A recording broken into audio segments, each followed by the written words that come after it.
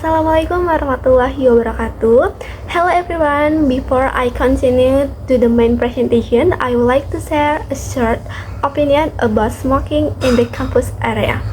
In my opinion, smoking should not be allowed inside the campus environment.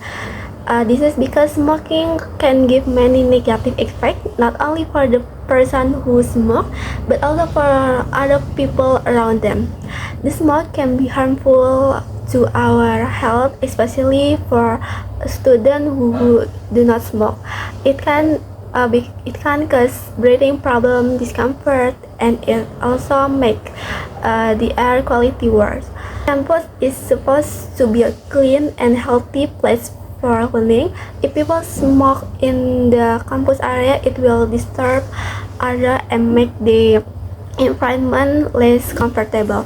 So I believe that the campus should have a smoke-free policy, and everyone should respect each other by smoking outside the campus area. That is all for my opinion. Now let's move on the presentation. Hello everyone, my name is Putri Aulia. My student ID number is 19251HHH, and I am from class 19.1C.01. Today I'm going to explain about question word in English. In this lesson, we will be learning about question word. So first, what are question words? Question words are used to ask about things we want to know and also to gather information.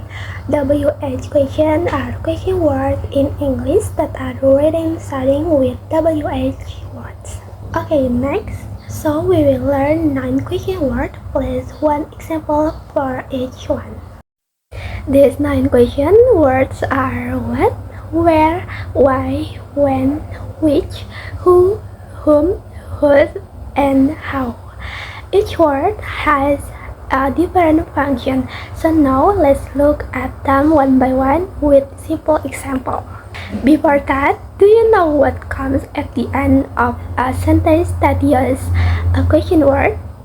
That's right, it must end with a question mark. Alright, now let's learn how to use question word. So the first one is what. What is used to ask about things. For example, what is your name? The second one is where. Where is used to ask about a place or location. For example, where do you live? Next, the third one is why. Why is used to ask for a reason or explanation for something. For example, why do you like summer? Fourth one is when. When is used to ask about the time of something. For example, when is your birthday? Next, the fifth one is which. Which to ask about choice. For example, which color do you want? Next, the sixth one is who. Who to ask about people or person or subject.